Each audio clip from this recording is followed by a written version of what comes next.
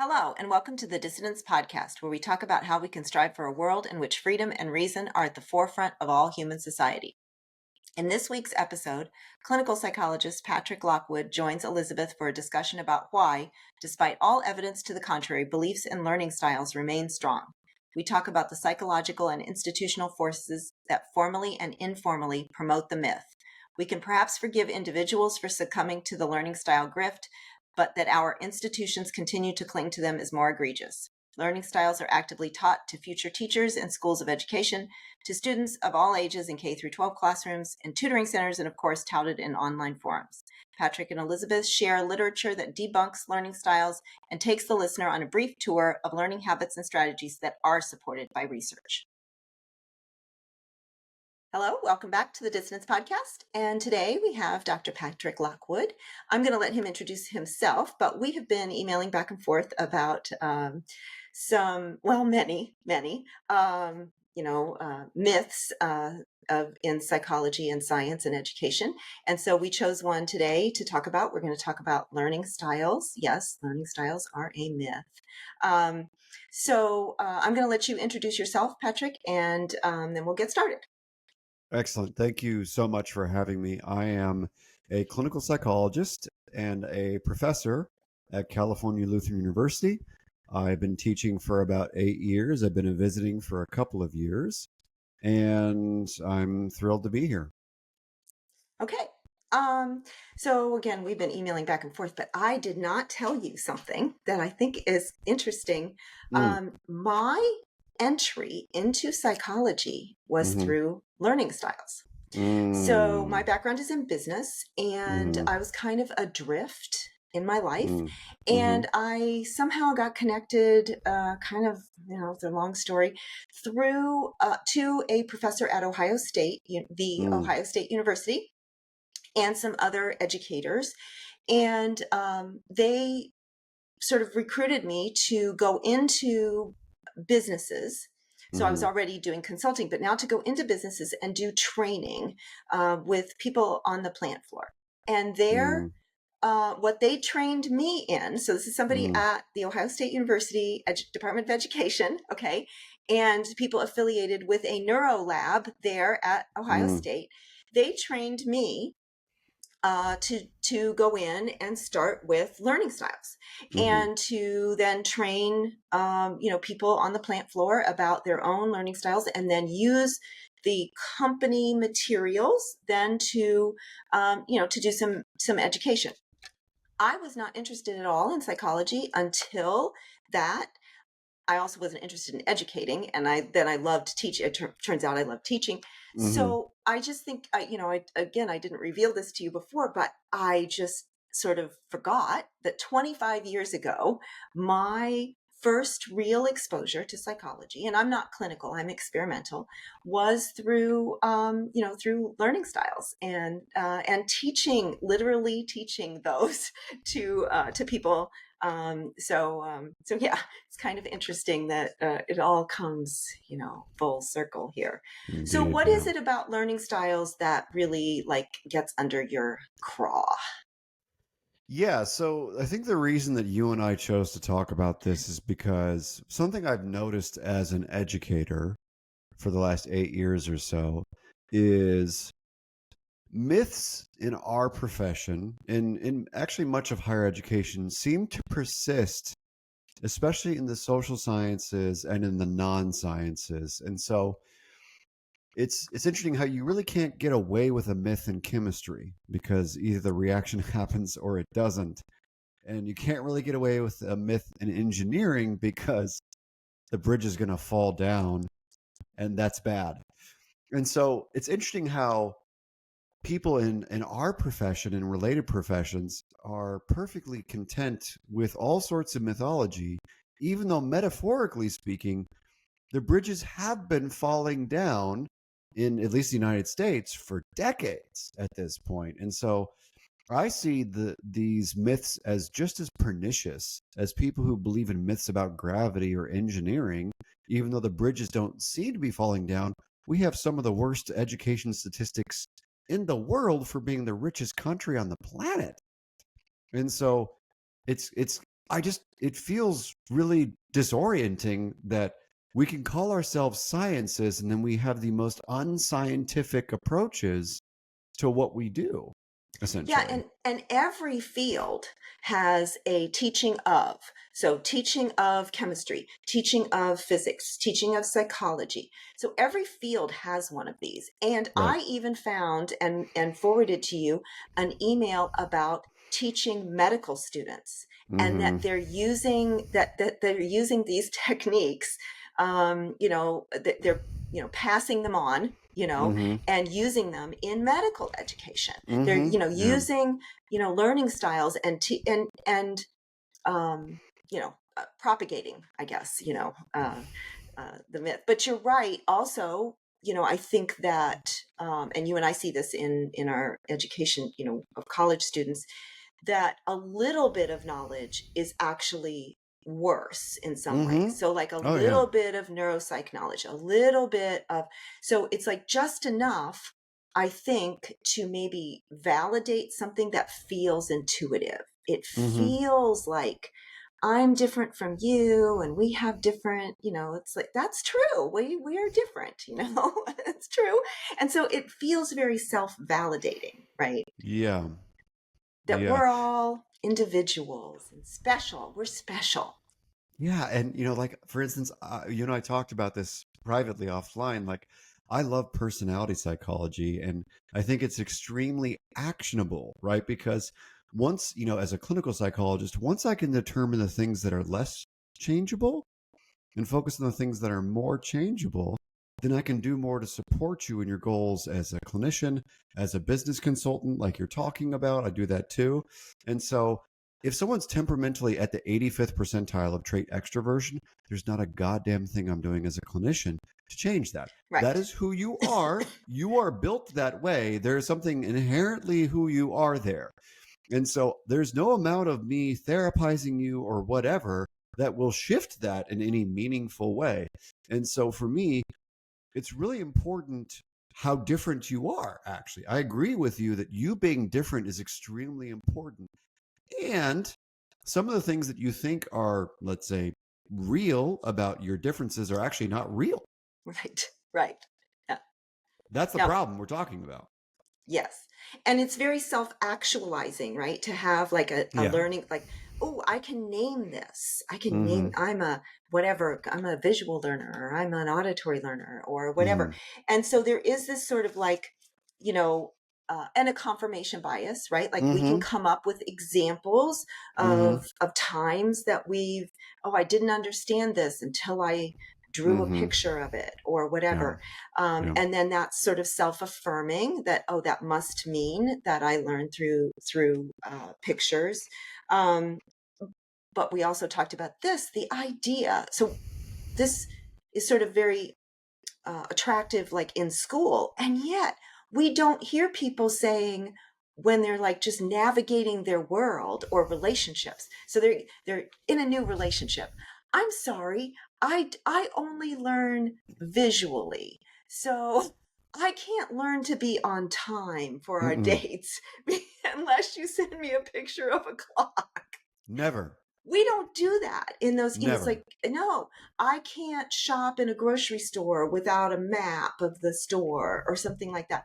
Those things don't happen. So I do think there's this aspect of, again, sort of this, one of the articles mentioned that this was kind of on the wane and now there's a big uptick again. And I do think there's a sociocultural kind of perfect storm here where we got into a situation where we had to make everyone feel special and that we had to make everyone feel more comfortable in the classroom. There was we'd rather what would we rather do as teachers? Would we rather teach math or would we rather teach learning styles to 8-year-olds or whatever?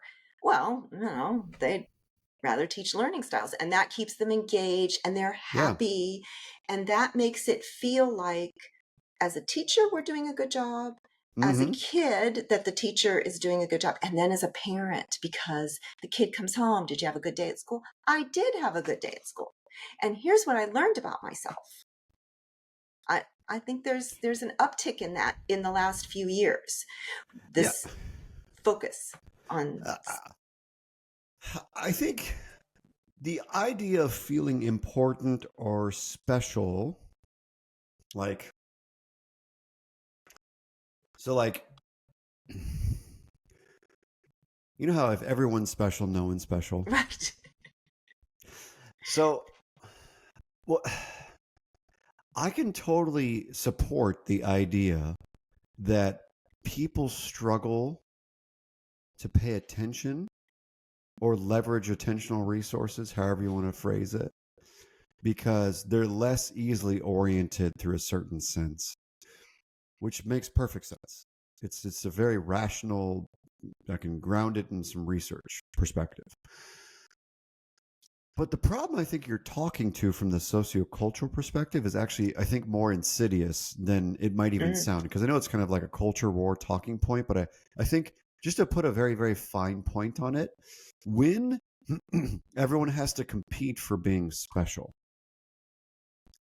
or like the self esteem movement of the 90s and early 2000s, like, I think the problem is that most people aren't getting their other psychological needs met mm, in other ways. And so they're kind of offloading the responsibility for that onto the school.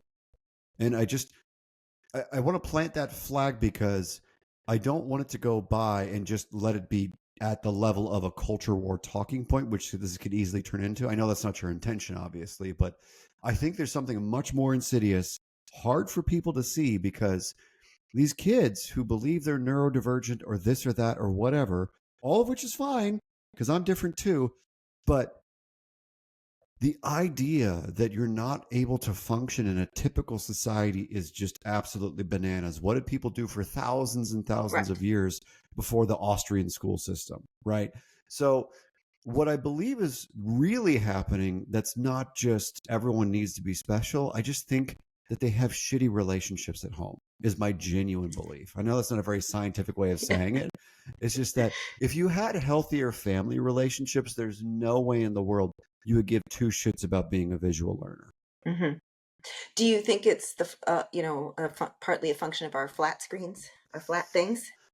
Yeah, maybe it's screens, or maybe it's just that people have forgotten that your relationships do more than just something practical, right? Like, I think a Mm, lot of people nowadays, for maybe the last 20 years or so, have become so corporatized and everyone's working two or three jobs, etc. All of which I can understand and appreciate because I have multiple jobs. But I think when we become so consumerist and so corporatist and so focused on the mechanics of life and doing the things and achieving things and hyper competitive and all these, I just think the richness of being a person just gets lost because everyone's either in survival mode or go have 6 or 7, after school activities so you can get into Harvard someday. And people seem to live in those two camps, survival mode or overachiever, because that's what everyone else does. And I just think that's such a shitty way to live life. But these kids only know how to live in certain like stereotypes or certain environments, and they're not really people anymore. They're they're like they're corporatized things. They're people who go on to become professors or go on to become influencers or go on to become athletes, and they're not really allowed to be people, I think, is what so Lee happens. Lee Jussum just wrote a series of Mm. essays on his Substack. He's calling it bodification. Mm. So I haven't read them thoroughly yet, but that's sort of that. But the articles. So you hit on something that a couple of the articles talked about, which is this sort of offloading onto onto teachers and a focus on process over content. And I think that I don't know how, like, so I've been teaching 25 years or whatever, and I used to feel something more in Mm. a classroom than I do Mhm. now. And Mhm. I know that at my school, my university, they do talk much more about the business, right? Butts in seats is Mm. is the goal.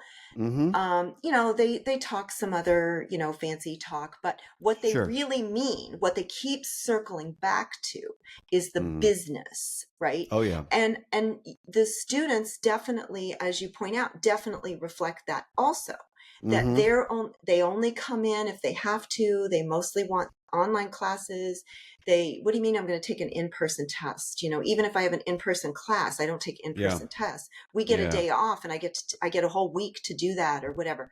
Because Yeah. why? Because I'm special. I have a job. I have these other, things in my life. School is like just this thing I'm paying for. I'm paying for a series of hoops, and so no wonder they resent the hoops, right? Because they Yeah. don't see it as building knowledge. They don't see it as, they don't value knowledge for knowledge's sake. And so I don't think that they necessarily, and this is not true of every student, obviously, but I think that many of them don't want the content. They don't really want the content. They want the grade, Yeah. and they want to go through a process that makes them feel like it was legitimate, but they don't want it to be much more than that. I think that, again, that's kind of learning styles hits that mark, right? Yeah. It feels legitimate, but it's not a real learning process. Yeah. I think it's kind of akin to the idea of feeling good but not doing good, right? So Mm, like if you call yourself a visual learner, for instance, what that tells me as both an educator and a psychologist and a clinician is you have a preference for looking at things, which is totally valid in some ways. But what it doesn't tell me, the missing information in that phrase is what do you already know? Right. So, like one of the articles you shared with me talks about a correction to the learning styles approach. And one of the three things they talked about in that article was focusing on what students actually already know when you're trying to educate them, which I know is a wild idea as a professor. I'm sure you can shocking. relate. Yeah. But like their solutions were like, what do kids actually know? What are they interested in? Right. And what was the third one? It was what strategies do they typically already use to learn things? Right. So basically, you're doing what teachers should already be doing, anyways, separate from learning styles, which is asking the questions, what do you already know? As a professor of graduate students, I ask this question all the time. I gave a lecture today at 9 o'clock on human sexuality, and I didn't start by saying, this is what you have to know. I started by asking a question, which is, what do you already understand about the topic we were discussing today? Because maybe they know something useful that I don't need to ramble about. Right. Because Right. maybe I'm not here to waste their time and regurgitate things to them. Maybe I am here to have either a discussion with them or do an exercise with them or both that allows them to expand their perspective, change it, or learn a skill, not just say things to them. Because what you're saying is 100% true. If you just wanted to get the information, you never need a faculty member of any No. kind. You No. can go to YouTube and get most great school courses from MIT, etc., for Yeah. free. There's so much cool information for free, and I hope people go look at it because it's awesome. And that's not the point of college. The point of college is not information gathering or Right. even information assimilation. The point of education is to expand your capacity to understand things, which doesn't involve like concrete fund of information, fund of knowledge, but it also involves the ability to critically use that knowledge. So passive learning will never do anything for anyone. So for me, I believe there's no way in the world that learning styles actually achieve what they're supposed to achieve in spirit. What they do is they make students feel good about themselves or Mhm. enfeeble them, or both. Because what they're not doing is they're asking you what you're actually capable of. They're asking you what makes you feel comfortable. And as a clinician, I honestly don't care what makes you feel comfortable because that's not Sometimes where the growth point is occurs. the opposite, right? The point is, Correct. yeah. Correct. Correct. If you're learning something, you're probably experiencing all sorts of feelings, most of which are harder to manage. Right. And that's what you need help with. We don't need help with what we're already doing well in our marriage, in our job, in our, whatever. We need help with what's not going well. And so Yeah. so it's interesting though, because students do push us. They're not interested. They want to know, well, what do I need to know? You said, like, when you walk in the classroom, it's like, and I don't do that either. I don't tell them either. I don't give them a thing. This is what you need to know. I don't do that either. I expect them to, read the material and discuss it, but I would say it's going marginally well. I will say this also, AI is not doing well in my classes. So there's plenty of it, but it's not doing well. So you should engage. Yeah. I was shocked at how many um, uh, articles. Mm, So first of all, when I went to go mm, I wanted to look for recent stuff. Okay, just mm-hmm, like 2021 and more recent, so the last 4 years, and so I did a search. Started out just learning styles, and of course, you mm-hmm, cannot find anything debunking learning styles. Anything that says myths of learning, you can't find anything that's not supporting learning styles if you just type in learning styles. And this is an academic search engine. I did not go to Google. This was an mm-hmm, academic search engine. mm-hmm. So Yeah. I'm looking at the educational database. I'm looking at the psychology database. I'm looking at those.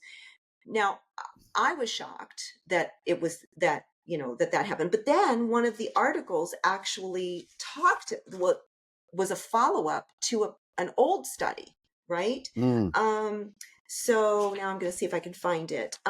So the follow-up to an older study. So, oh yeah, here we go. So 100 and so from uh, recent. So in the first from 1954 something to 2013, there were 43 peer-reviewed medical education journal mm-hmm, articles that included the myth of learning styles. In a mm-hmm, 2018 follow-up, so this was only for 5 years. Okay, so we have from like 1954 to 2013, 43 articles. From mm-hmm, 2013 to 2018, 41 more articles found. And again, these are in medical education journals. mm-hmm. So I was shocked. There other articles mentioned that too, but that was an actual, like, numbers. So you look at these vast, long periods of time, 43, and then in the last 5 years, another, or well, it's 2013 to 2018. So now Mm-hmm. I don't know what the last 5 years brings, but I was really surprised at how difficult it was to find Mm-hmm. the having to type in multiple search terms. Mm-hmm. It doesn't just come up. And I do Right. think, I mean, one of the articles talked about the difference between misinformation and disinformation. And, this is disinformation, right? This is like, you know, um, spreading bad information. Yeah. And Yeah. there's a And lot of it. I mean, it's just, but the thing about this is that the people who are mostly propagating this are not people with a hard science background Mm. or with a history at least conducting research. Like, I'm not a real scientist. I can say that with a lot of certainty. However, I've done my own research. I have a dissertation, etc. Sure.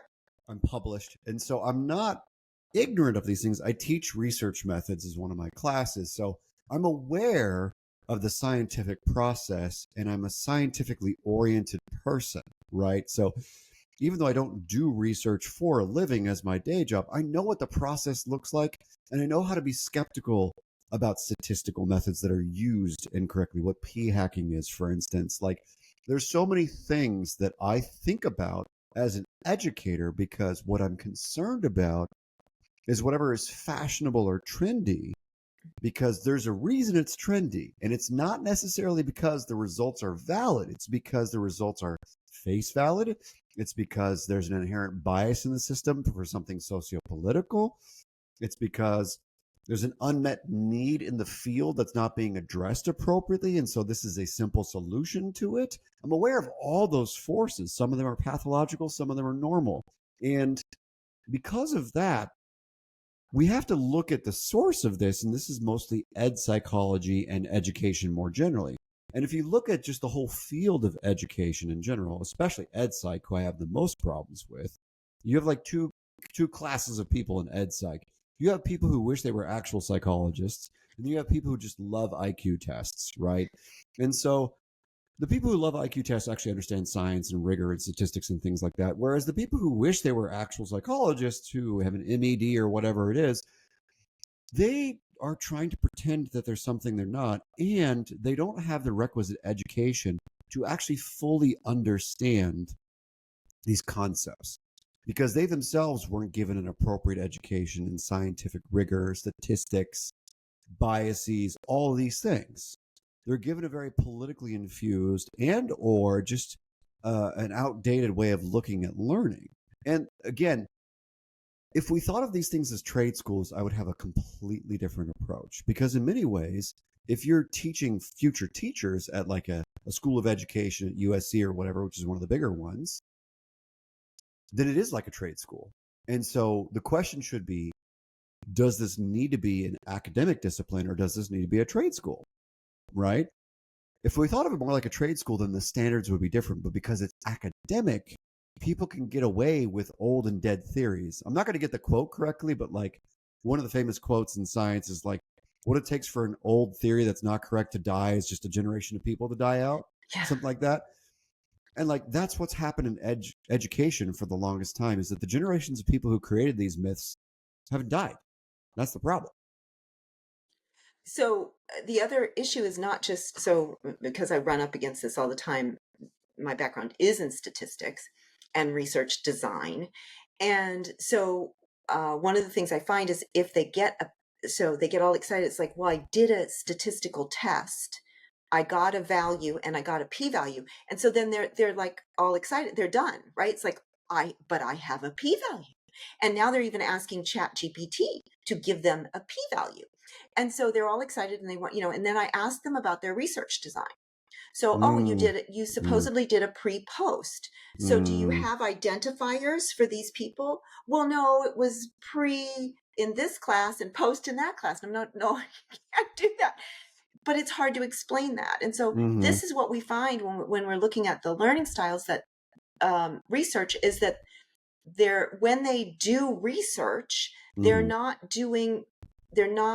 doing a research design that would mm. allow them to test what they think they're what they want to what they want to measure. They don't know how to measure what they want to measure. They don't know how to test. Yeah, So they're yeah, not designing random experiments. And that was what the Pashler article that you sent, which yeah, yeah, yeah.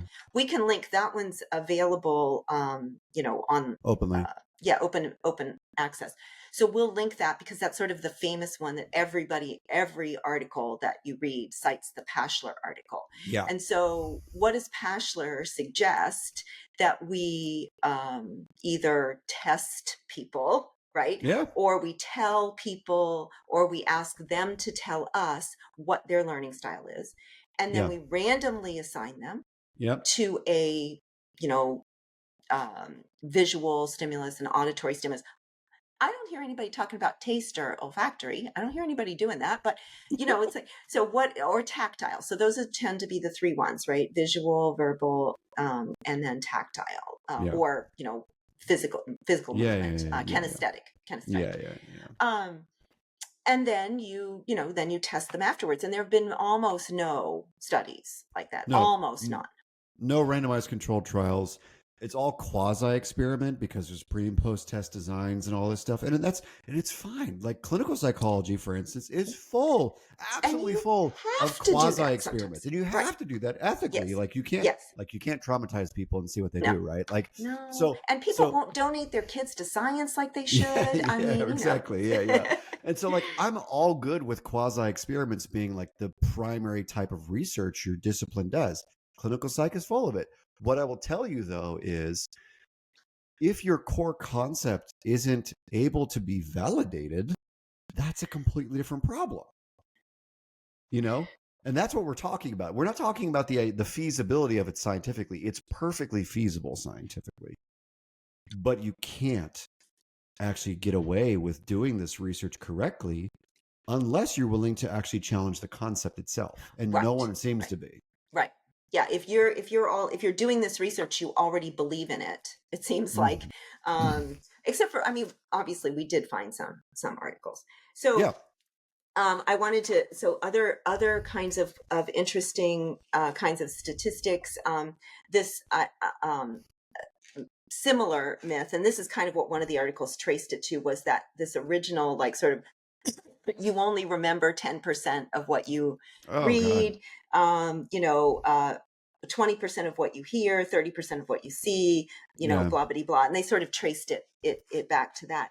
But some of the articles talk, do survey people. 95% of teachers endorsed learning styles in the correct, in the Brown Frontiers. Oh, actually, the Frontiers article is also publicly available, so we yeah, can yeah, link that one.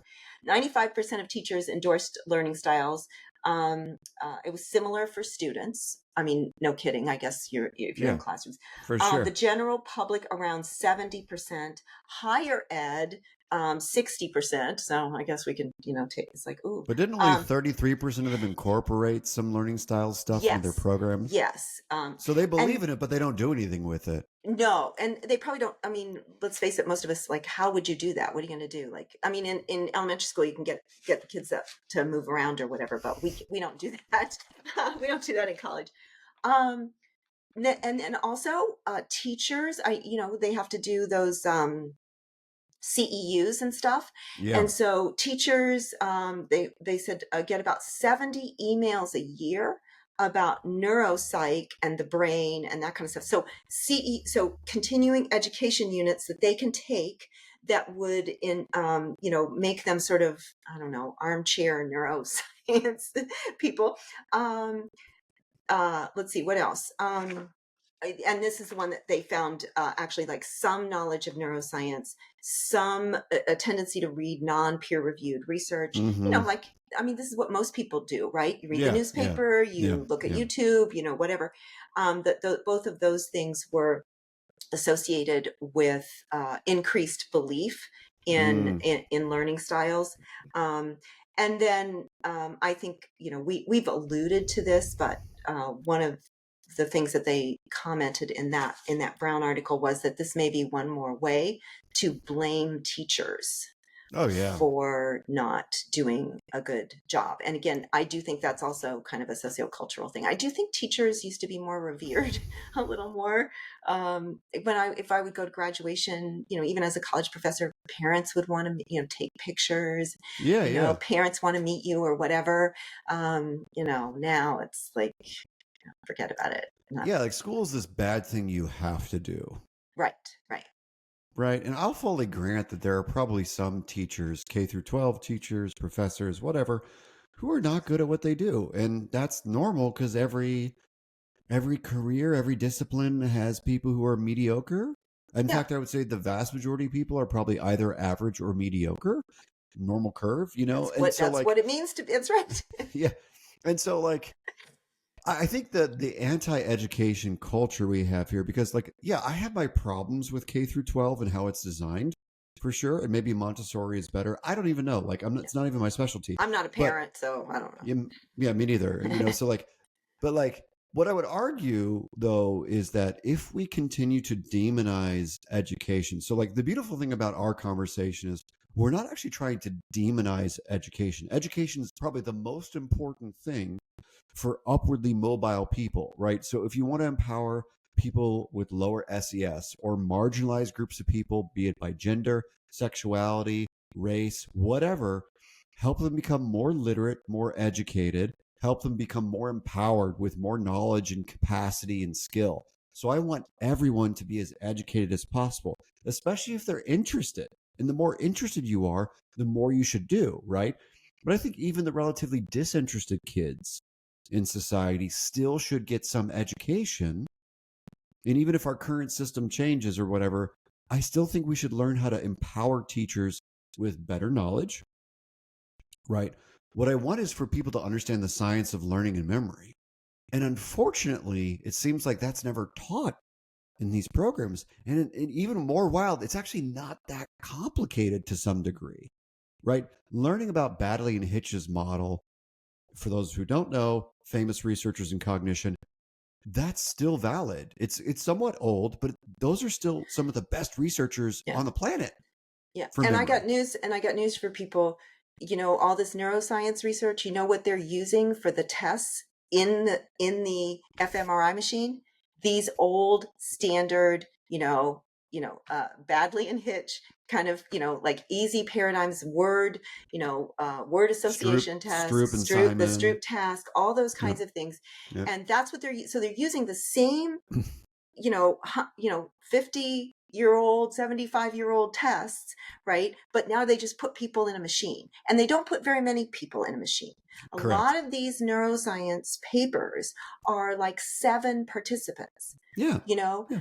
and they're from all over if they have Mm. more, they're from all over the place, and different procedures, different equipment, different people running the experiment. And a lot of people don't, I mean, this makes sense when you think about it, but a lot of people don't realize that when are these projects happening? Well, they're happening in the middle of the night Mm. when the equipment isn't being used for patients, right? Mm-hmm. Because Mm. it's patients with brain injuries or Yeah. whatever that get in there first. Yeah. Um, who may have a aneurysm or something like that. Those are the people that are going in there first. So they're sort of these graduate students in the middle of the night who are, putting people in these machines, and they're just when they have a big study, a big neuroscience study, they're collecting brain, Mm. they're collecting slides, they're collecting, neurofeedback information from all over. They put out a call. Yeah. Who knows how those studies were designed and Yeah. who ran them. And in fact, Yeah. there's a really famous study where a bunch of graduate students, probably drunk graduate students, put a fish in the fMRI That's machine. right. That's Yes, right. it's a very famous Yes. study. And guess what? Yes. They saw activity, a dead fish. A dead fish, they saw activity in the dead fish's brain. And they got that little thing, they put a poster at a conference, and Yeah. they got a little pub That's right. making fun of our obsession Yep. with neuroscience. And Oh I yeah. think several of these articles really make the case that while most people don't, including me, I'm not a neuroscientist, I don't understand, Yeah. I can't even speak the language, I can barely say fMRI, right? Yeah. Yeah. So I don't know this research either, but the lay person's fascination, maybe through CSI Miami or whatever, these shows, these medical shows, what is House medical shows, they're fascinated with this, and they're Yeah. very enamored with it. Yeah. And they can't understand that, but they can understand learning styles. And they think it's connected to the brain. And so it's like, voila, this is why my kid can't sit still, or why my kid doesn't like math, or whatever. Yeah, absolutely. And I think that it's a problem in educational schools. It's also a problem in psychology in general, where I think if you go to most graduate programs like mine, there's a lot of people who have outdated ideas about the brain or have oversimplified notions of neuroscience. And like you're saying, like none of us are neuroscientists. I'm very conversant with a lot of the literature as it relates to clinical psychology, but Hmm. you know, exactly the problem you're describing is true for much of the clinical psych and psychiatry research with the brain, which is small sample studies, which cannot generalize ever. People who are under different control conditions or non-control conditions, no control group whatsoever, Right. studied at what time of day with what meds in their system. And there's what we call confounds. There's so many Sure. dozens and dozens of Dozens. confounds and dozens of mediators and moderators that are never addressed in the discussion section, etc. And so because we know so little, but the way that these findings are discussed as so big is important, right? That's the problem in much of graduate psychology and education. Clinical psych, social psych, experimental psych is maybe experimental psych is more protected because you have to actually produce results that work in some way. But, much of these disciplines' fascination with the brain is they're just looking for an easier explanation Mhm. that can kind of tie things up in a bow. So you don't have to do the complicated thinking thing of looking at all the layers of systems of variables that impact that person's behavior. One of the reasons my students love me, not even bragging, it's just a fact, is they see me, and they say this in their student evals. I take a very simple thing and I destroy it into 50 pieces for them. I take a simple concept that everyone takes for granted and I just try to break it into all the relative contributors that might affect an outcome. So, why is someone struggling with hopelessness and major depressive disorder? Well, you can talk about cognitive errors and things like that, which are very obvious to discuss. But then you have to look at everything from the psychosocial, the friends they surround themselves with, to the family of origin dynamics, to their current work. There's at least 50 layers of things that people need to address if you're going to look at something that's seemingly simple and seemingly universal, because almost nothing that we call universal in the science of psychology is actually universal, right?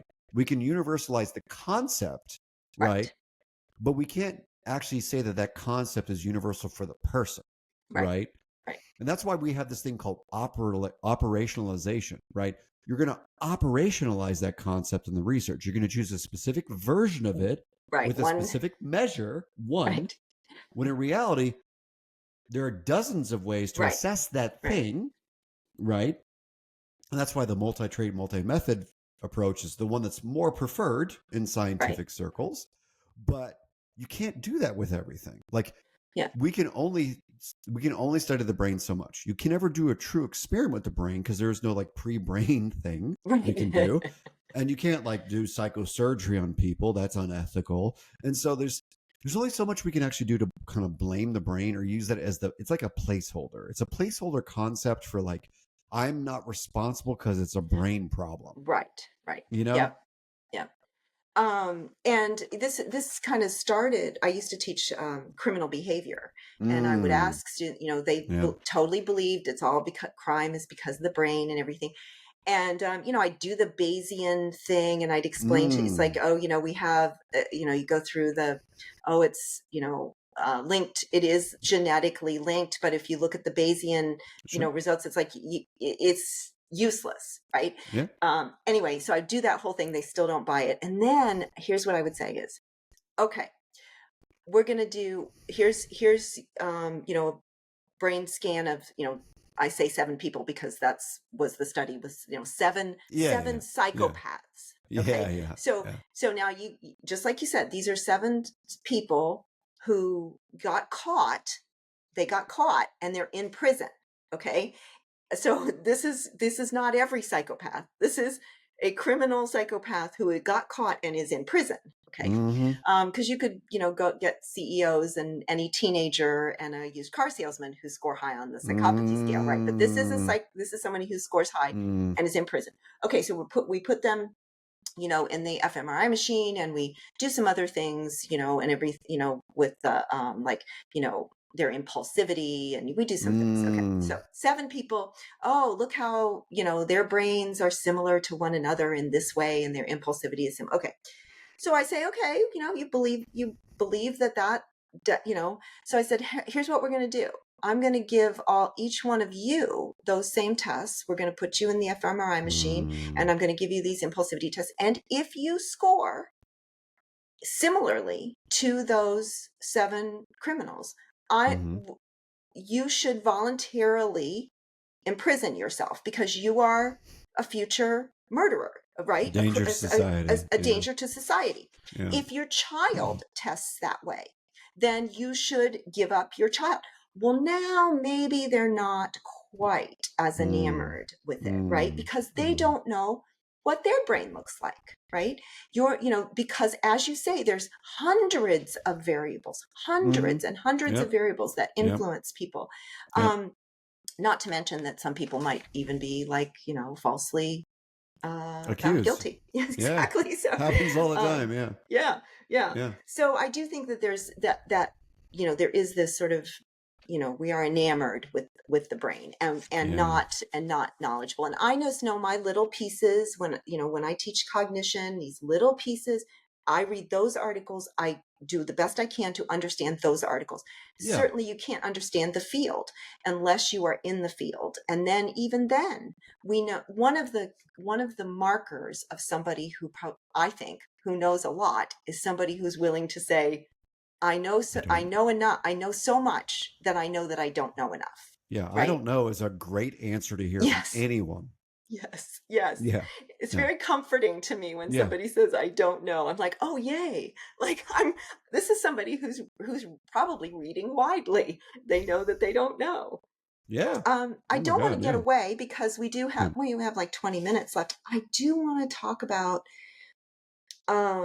we've been talking about a lot about sort of like the lure of these things, the simplicity. Mm-hmm. Mm-hmm. We didn't mention the marketability. One of the articles talked about how marketable this is, where they, That's again, right. the CEUs, but also the materials, right? You can sell the Mm-hmm. materials and you can sell these whatever Learning tangrams where, aids and yeah, yeah, yeah, all yeah, that kind of yeah, stuff.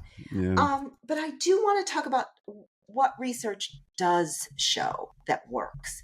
So if we we're saying, oh, no, no, no to this, but there is a long history of research on things that do work. So yeah, let's spend the next 10 or 15 minutes talking about what does work. yeah, One of them is spaced learning, not spaced yeah. out, by the way. I always think it's so funny how people in different disciplines package concepts or use a different name for a concept that we already have, and this is one of them.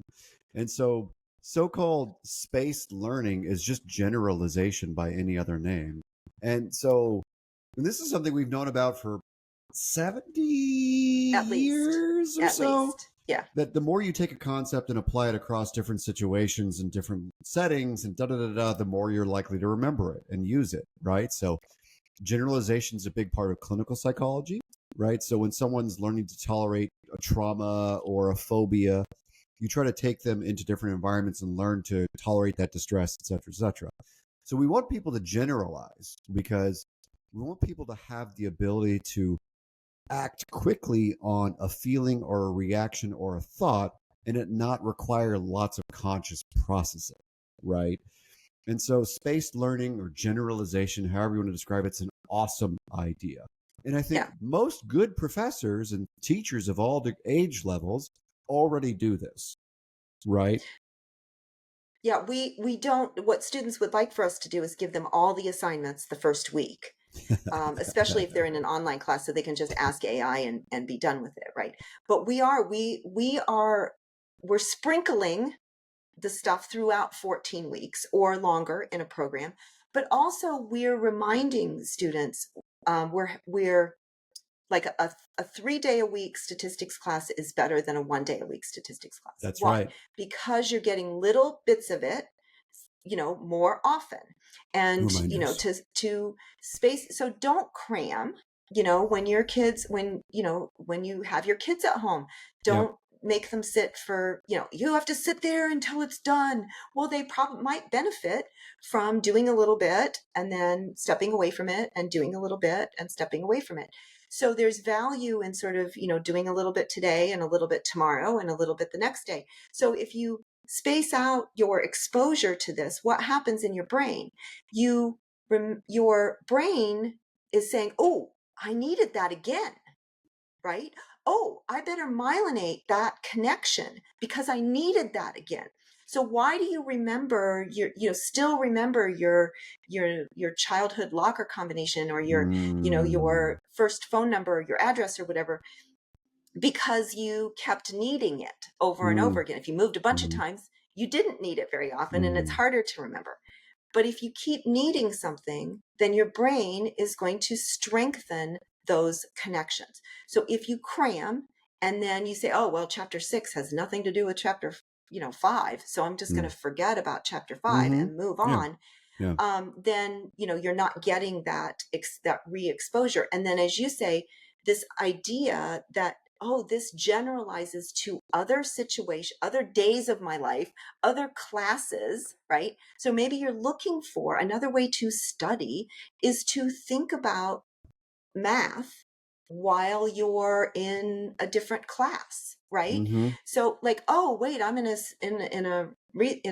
psychology class, but the professor just said 93% of blah blah blah, or said correlation. What does correlation mean?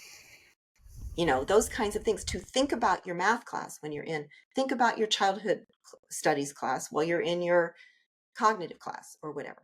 That's a method of spaced learning, and that works. Yeah. Um, so yeah, spread things out. Yeah. And 15-minute generalize them and intervals. associate them with other things. Right. Associative learning is extremely powerful, and it's been powerful for 40, 50 years. Because again, it's spreading activation, right? So again, this is for those people who still want the neurosciencey bits, right? That this is spreading activation. Now it's connected to, not that little bit of knowledge is or learning is not connected to one other thing. It's connected to five other things. Mm-hmm. And so this is why we have deja vu, right? Mm-hmm. Because we have this sort of like feeling, this situation, this interaction, whatever, is similar enough. So Mm-hmm. there's this vague sense of memory. Well, that's what we want when we're taking a test, right? We want that vague sense of memory to turn into the sense that, this feeling that goes, then our ability to figure out the answer, whether that's A, B, C, or D, or whether that's solving an actual problem. Now Depth. Oh, the problem with that, though, just to poke a hole in mhm, it real quick, is two problems. Number one, you have to actually want to learn. Number two, mhm, the teacher, the professor, whoever, has to actually be interested in you learning. And so back to that sociocultural problem we were right. talking about, just to bring it back up real quick, is if we can start fixing the institutions and their expectations of students, and then culturally, if we can start to view education as useful and important beyond just, I have to get this degree to get a job, I have to graduate high school for society to accept me, but like, if you're actually motivated, you're more willing to do things like associative learning, generalize it to other topics, talk about statistics when you're at the grocery store, and so on and so forth. So, but teachers also have to be interested, but because teachers are beaten down with stupid requirements and all sorts of crap that's not actually helpful for their job, how motivated are they to actually consider things like spacing and generalization? Is another thing Hmm. I'd like to just plant that flag so we can move on. Yeah, yeah. Depth of processing, and that includes making things personal, right? Yep. So when we think about things in a deeper way, Mm-hmm. then we internalize them, or again, we already mentioned this, we connect them to other things. So Mm-hmm. that is also related to the generalization. This sort of, not just spread widely, but also deeply. So when we think about things deeply, instead of using a highlighter when we actually write in the margins, that tiny little difference. Mm. When, the most common test is, does this word or phrase or whatever relate to me, versus how many vowels Mm. is there in this. So if you're just processing Mm. the number of vowels, that's very shallow processing, Yeah. right? Yeah. Yeah. Yeah. If Yeah. you're thinking about whether it relates to you or your loved one or whatever, that's more deep processing, and that's linked then to later better memory for that word, if you're memorizing a list of words, or that concept, a sentence or whatever. So depth of processing is Yeah. another. When I was an undergrad, that was called elaborative learning. I don't know Yes, if that's the phrase elaboration. still, Yep. if Hmm. that's still used in the literature, Yep. but that's, Elaboration likelihood model. yeah. Yeah. Yeah. Exact. ELM. Yeah. Yes, Yeah. yes. ELMs. Yeah. Yeah. And so the likelihood that we're Yeah. going to elaborate on things increases when we think that they're related to ourselves. We Ah, are, I don't want to say we're selfish, but we're very self-centered, correct. in our entire, for obvious reasons, for evolutionary Yeah. survival reasons, we're Yeah. very Yeah. Yeah. self-centered. And so Yeah. when you make something personal, and again, that's a hook with learning styles, right? It's very Mm. personal. It's like, oh, Mm. I did this activity with learning styles in the class today, and the students were all engaged. Well, yeah, because they thought it was like they didn't have to make it about them. It was Mm. made about them. They Mm-hmm. didn't even have to make it about them. You did. You did that for them. You made it about them. Mm-hmm. So, but Mm-hmm. we need to teach people to make things personal. and that depth of processing or Mm. elaboration, as you say. Mhm. Mhm. Um, several of the articles talked about how this idea of learning styles may actually partly be a repeat exposure. So that's a confound that Yeah, you're yeah. repeating the exposure. Yeah. So repeated exposure is definitely associated with more learning. So you Yeah. know what? If that means written and then verbalizing it and then drawing a picture, I don't care if you think that's a learning style thing, or it's like, oh, I finally got it because I drew the picture. Well, Yeah. probably not. You probably got it because of repeated exposures in different modes. But certainly if we're if it's just viewing a PowerPoint presentation versus Mhm. viewing it and listening it, okay, now you have two, um, so this sort of idea of multi sort of more absorption, more interest, more Mm. attention, Mhm. and repeated exposure may actually sort of be back through the back door supporting people's ideas of learning style because they're getting repeated exposure by, oh, I need to make a mental map of this. Oh, that was the thing. Hey, do it. If that's your second, third, fourth exposure to the material, do the mind map. Good for you. You know. So Yeah. Yeah, yeah, just no, definitely. I mean, repeated exposure always works. yeah. Always. Whatever it's flavored as, it always works. um, Considering alternatives. So thinking about anything that you're reading, you're learning, or whatever. Think about the alternative. Think about the opposite. Again, this is going to add to that depth of processing, but then Mhm. also make you understand. If you're questioning it, you're going to understand it better, right? Mhm. You're not just accepting it. But again, students fight that, right? Well, wait, which is going to be on, if we encourage them to do that, well, what's going to be on, if there's no one right answer, what's going to be on the test?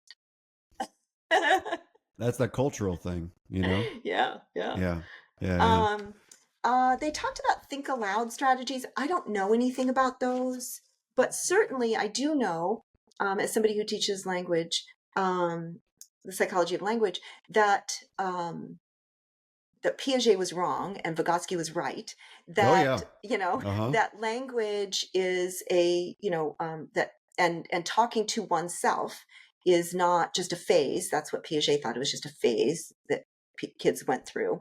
Um, and Vygotsky feels that talking out loud to yourself or to an imaginary friend or whatever was part of the learning process, and it built internal narratives. And Yeah. so I don't know anything about a teaching method of think aloud, but certainly they use it in experimental paradigms. I know what it is; it makes sense. Yeah. But you know, Yeah, I don't have a particular knowledge base around the concept. Just my intuition is if discussion is part of this process of elaborative learning and associative memory and repetition, then so is talking aloud. hmm yeah. And we could, if I were able to do that, like in a stats class, I would be able to listen to where they were making the mistake. Mm. So I don't know. I When I read that, I was like, I wonder if I could do that. Like, okay, you're going to solve the problem, and I want you to talk while you're doing. I'm going to listen to what you're saying, because when I'm doing Mhm. a problem on the board and I'm talking, they're like, oh, I get it, right? Mhm. And Mhm. then you ask them to do it themselves, and they are tripping up. And I don't know, even though the steps are on the board, the whole problem that I just solved is on the board, they can't seem to talk, maybe narrate their way through it. So I think that, it made me think that I might look into that more. So Mm. what else do we have? Oh, sleep, so important for learning. Tons of research that sleep, hey, you know I know. um I know. um desirable difficulties.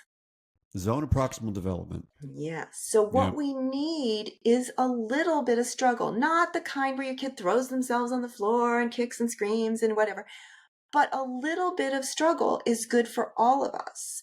It makes sure it makes the learning more interactive. It, with ourselves and with the material or whatever. Struggling is good. It Mm-hmm. shows that you care.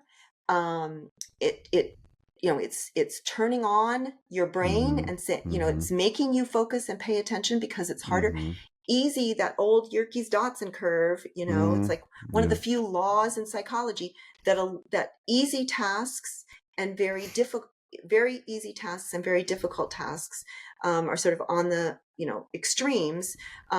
If we don't care about something, Mm-hmm. and even if it's an easy task, if we Mm-hmm. don't care about it, we're not going to perform well.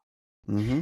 If it's a very difficult task and we're extremely stressed, so we care, when we're freaking out, our working memory gets flooded with only emotions and we don't do very well.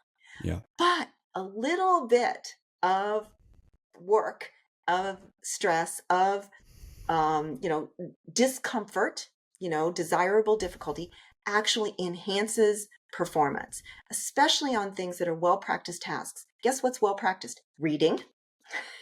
Reading is a well practiced task.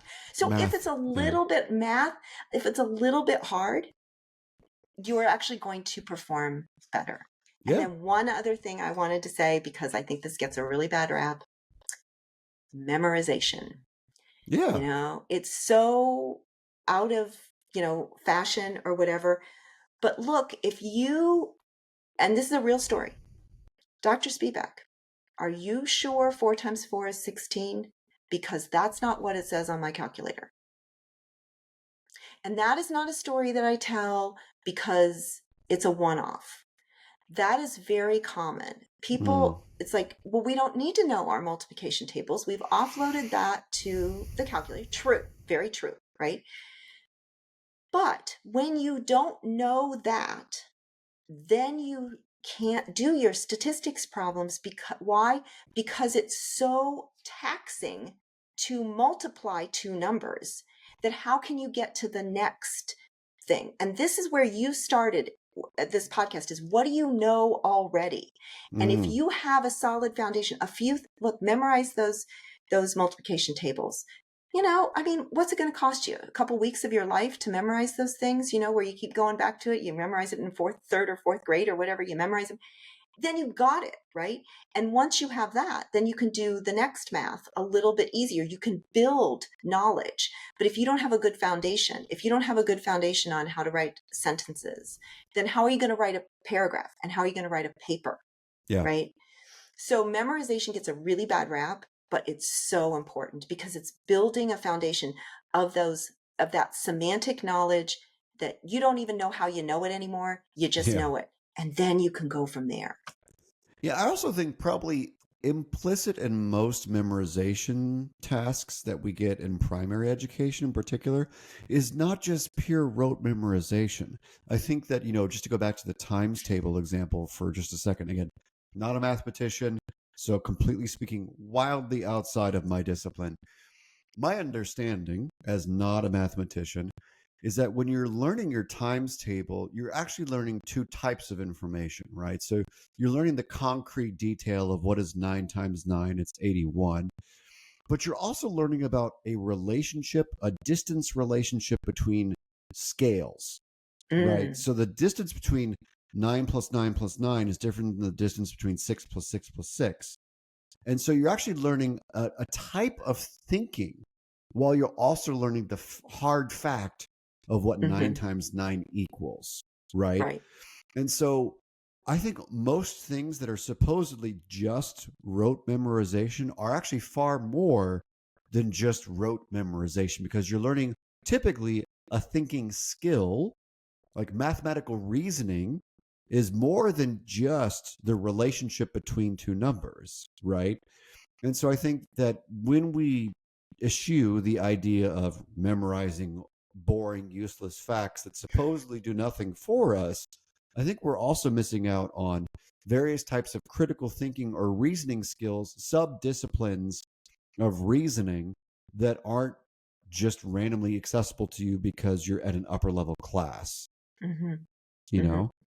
Yeah. And those patterns, and like you said, the patterns and relationships, and how do those then translate into the next, the next thing, and just order of operations, Oh yeah, yeah. those kinds of things, they really, they trip you up. And what is it, how to order, again, that the pattern of this order of operations, the like, what does it mean, and how does that translate into cooking skills, right? Order of operations, like, there's other ways to think about it that will then reinforce the idea that, that these are skills that aren't just for in this math class.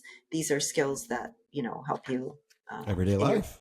in everyday life. Yeah, Yeah, yeah. And literally. we Yeah. seem to have lost that connection between education and everyday life. And again, this is kind of where you started off, that we're looking at it as separate. It's a thing to do when we're not doing another thing. It's like, well, we do Mm-hmm. that thing and then we do this other thing, and we've lost sort of the connectivity, the glue in our lives, and how learning is part of a rich life. Yeah, no, I completely agree. And I'll say that just to be a little bit skeptical of my position, I'm 100% certain that there are some people who are built differently in some important way where traditional education of whatever kind, whether it's the current system, Montessori, whatever, is not actually going to work well for them. I'm fully Sure. convinced Yeah. that there are edge cases of all kinds, psychiatrically, intellectual disability, whatever it is, such that they need a different way of approaching learning and creating adaptive skills and knowledge bases.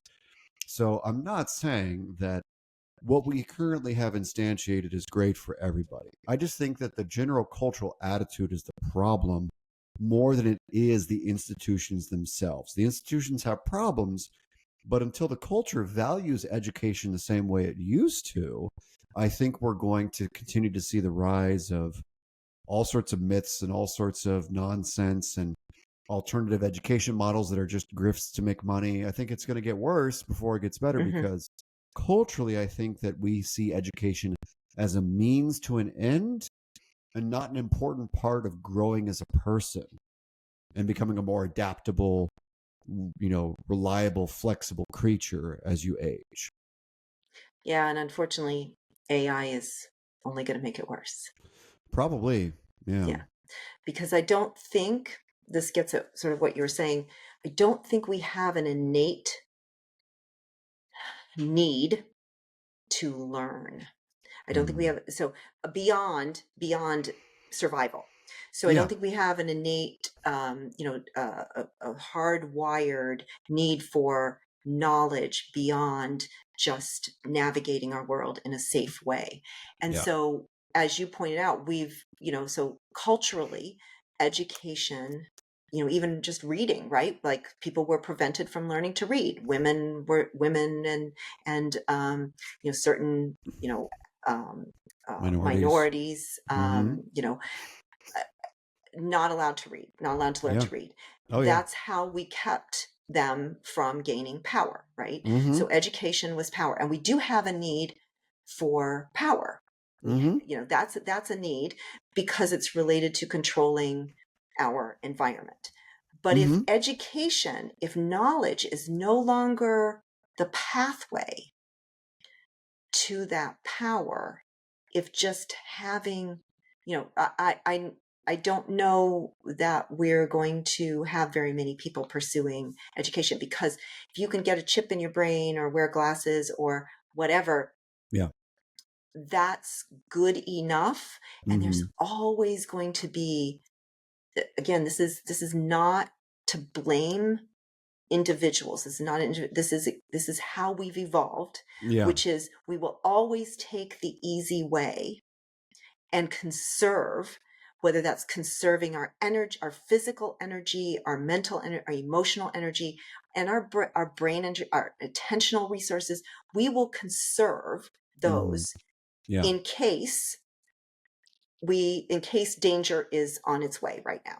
Yeah. And so this is not a moral flaw or a No. personality flaw that people are, using. alternative methods.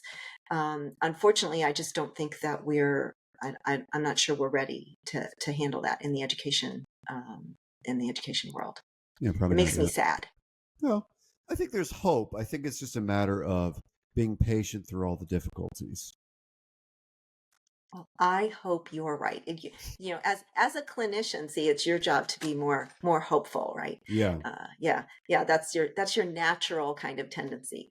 I'm definitely Debbie Downer, and I'm very worried. And I I can forget for a while in the classroom, but it's hard to forget, other times. So. Yeah. But I I'm so glad we had this conversation, and I look yeah. forward to having we talked about like 5 or 6 things that we might talk about. So, Sure. and Yeah. and hopefully we will post a few articles that are available, open access, and we hope that either you yourself, listeners, or maybe your kids or whatever will benefit from thinking about learning in a non-learning styles kind of way. So don't have to throw out the baby with the bathwater, but let's, Yeah. let's think beyond that. So Yeah. Of thank you. course. Thanks for having me. Thank you for listening. Please consider donating to the Institute for Liberal Values, a 501(c)(3) nonprofit organization at ilvalues.org. All donations go to support our continued programming to realize our mission to provide the skills and support required to build community where there has been division, to encourage free expression where there has been censorship, and to foster optimism where there is fear.